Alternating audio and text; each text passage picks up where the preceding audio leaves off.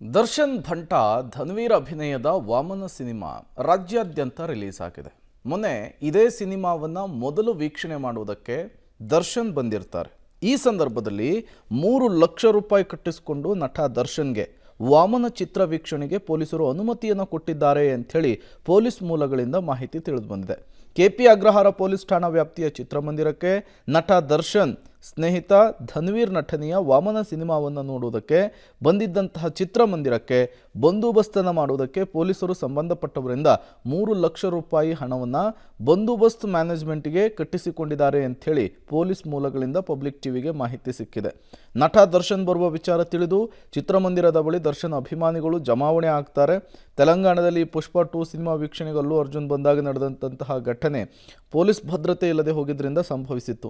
ಅದೇ ರೀತಿ ದರ್ಶನ್ ಅಭಿಮಾನಿಗಳು ಜಮಾವಣೆಯಾಗಿ ನಾಳೆ ಏನೋ ಒಂದು ಅಹಿತಕರ ಘಟನೆ ಆಗಬಹುದು, ಅದಾದಮೇಲೆ ಅದು ಮತ್ತೆ ಚಿತ್ರತಂಡದ ಮೇಲೆ ದರ್ಶನ್ ತಲೆ ಮೇಲೆ ಬರಬಹುದು ಅನ್ನುವ ಕಾರಣಕ್ಕೆ ಚಿತ್ರಮಂದಿರದ ಬಳಿ ಭದ್ರತೆಯನ್ನು ಮಾಡಬೇಕಿತ್ತು. ಹಾಗಾಗಿಯೇ 3 ಲಕ್ಷ ರೂಪಾಯಿ ಬಂದೋಬಸ್ತ್ ಮ್ಯಾನೇಜ್ಮೆಂಟ್ಗೆ ಪೊಲೀಸರು ಕಟ್ಟಿಸಿಕೊಂಡಿದ್ದಾರೆ ಅನ್ನೋದು ಗೊತ್ತಾಗಿದೆ.